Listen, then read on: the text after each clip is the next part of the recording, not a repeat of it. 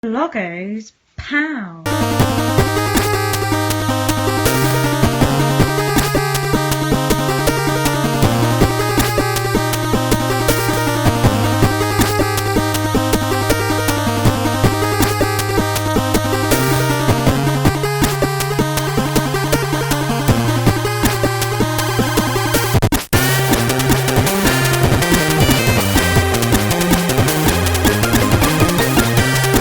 Right, so we've got another unboxing to do. So this is quite the hefty box. So first off, let's get this cellophane off. I've already loosened it a bit, so this shouldn't be too painful.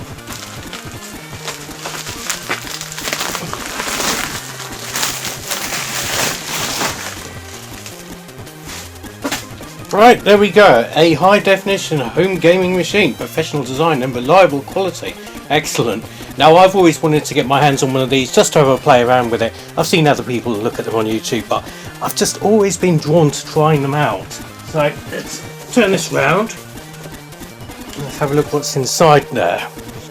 Now, I know there's a lot of different emulation boxes doing the round. I mean, God, I've got a Raspberry Pi 4. But I've always just been intrigued by these things. Right, so what's in the box? Power supply. Useful. Actually, that's really nice. That feels like there's nothing inside it. That's okay. Right, HDMI cable. Excellent. What's this?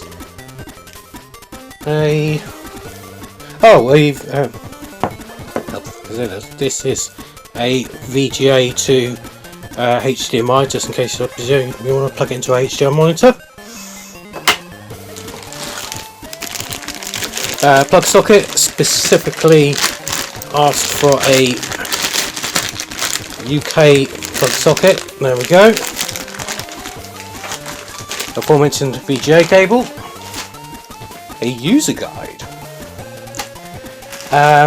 A USB cable and some couple of extra buttons, a couple of extra knobbles.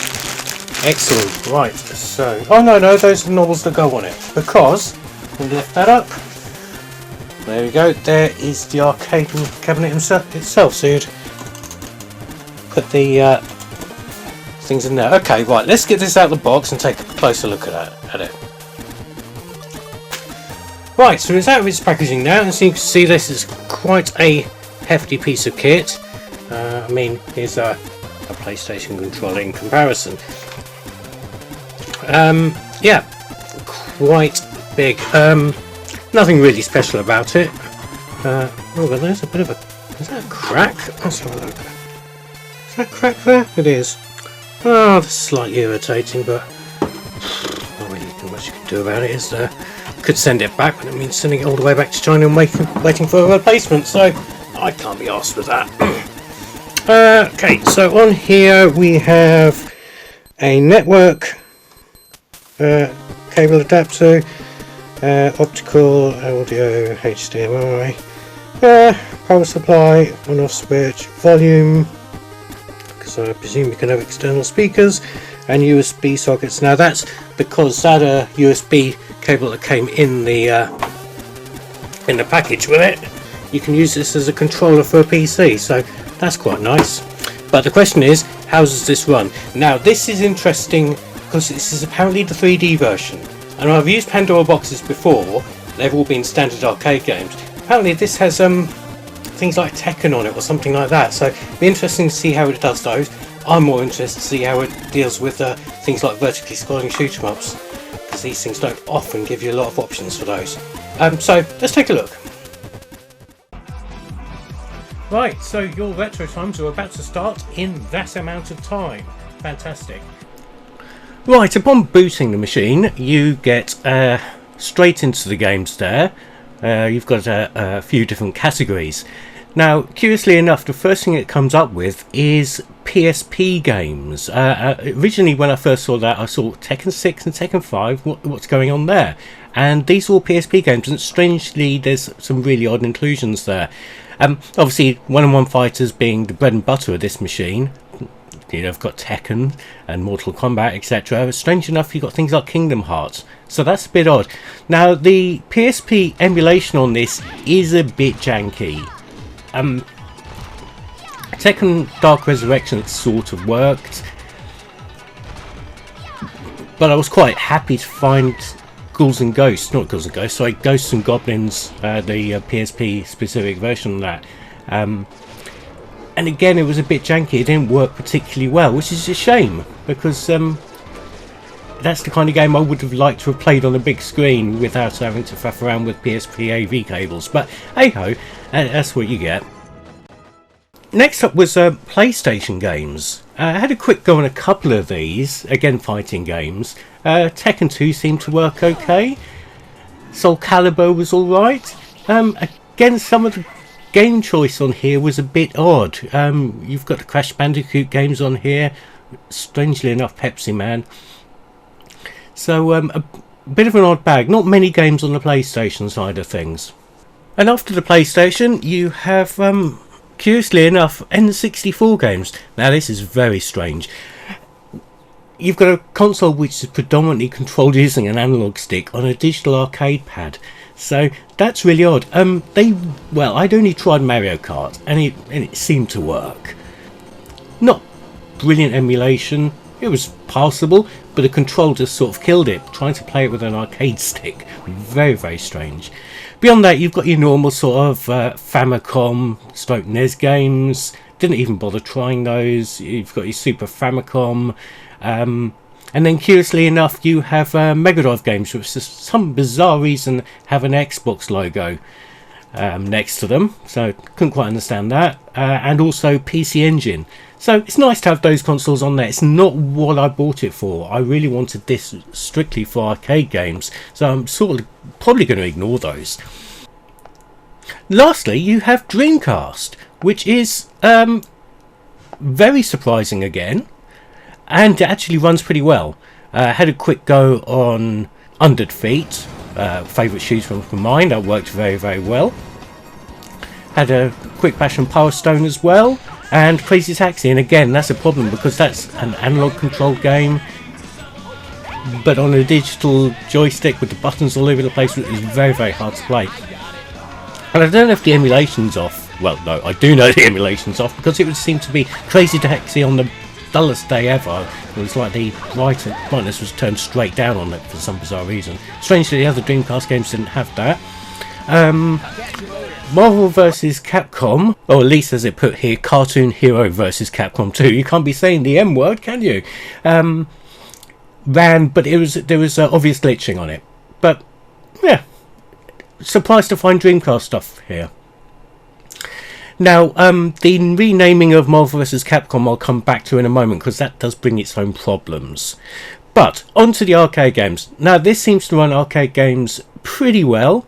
The normal suspects, things like R-Type, worked fine. I tried Golden Axe, The Revenge of Death Adder, that worked fine. But some of the more unusual games, I'm talking games with unusual cabinets or things like that, the results were variable. Darius, the 3-screen epic, was squashed into a little sort of like Windows sort of, made everything very, very squashed, as was Darius 2.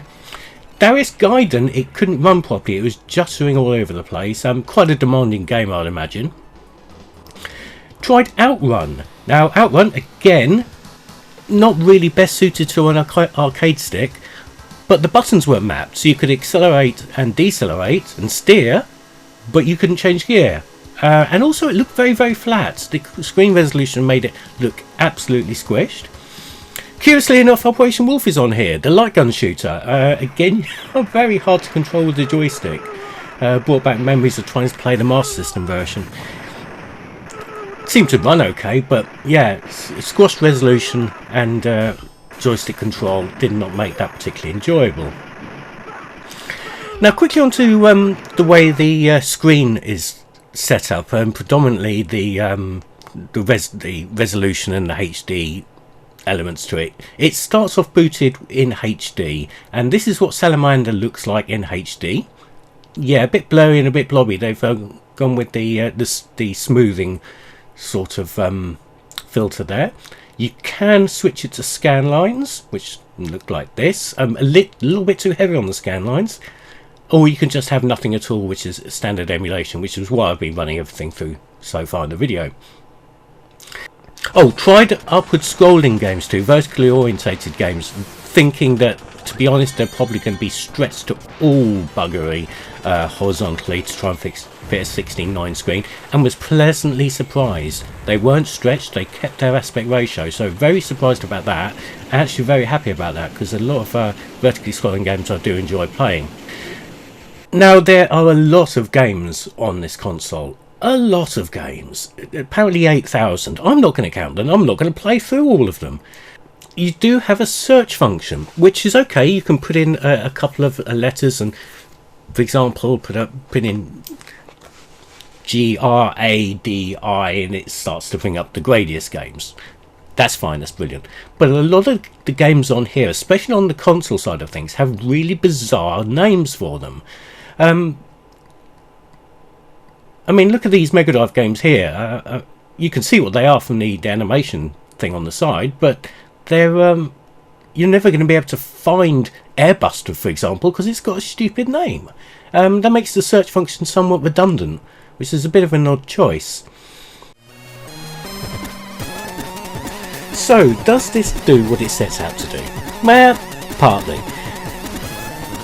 Some of the emulation choices and some of the control choices in this are questionable at best. Does this do what I wanted it to do? Yes, pretty much. I wanted something which was plug and play to play arcade games with mates. And that's what I've got here. I can play two-player versions of many arcade games. I can play single-player versions of many arcade games. And it's got pretty much all my favourites, even fairly obscure things like Strato Fighter. So on that basis, it works. It's acceptable. It'll do. It's better than being crowded around the PC with trying to configure main. So for that reason, I'm happy with it. Can I recommend it to you lot? I'm probably going to say no. Unless you're a mad arcade junkie like me who just hasn't got the mood for arcade boards and whatnot, I really can't. The build quality is quite nice on it. The joysticks feel a little floppy. I think I might open it up and see if I can tighten them or something. There's quite a bit of travel on them. The buttons are okay. And it's a nice package in that respect. But if you're going to be wanting something more authentic, probably not. I wouldn't even bother with the console side of things in it. But for the arcade side of things, I'm pretty happy with it. If you want to get one, they're on AliExpress, Wish, June, eBay, wherever you want to go for these things. And if you do get one, best of luck, you may well enjoy it. And thanks to my Patreons, all three of you, past and present, that's Wardener75, Geigerpunk and RetroTap. You have inadvertently partly funded this. Thank you very much. Yeah, subscribe or naff off!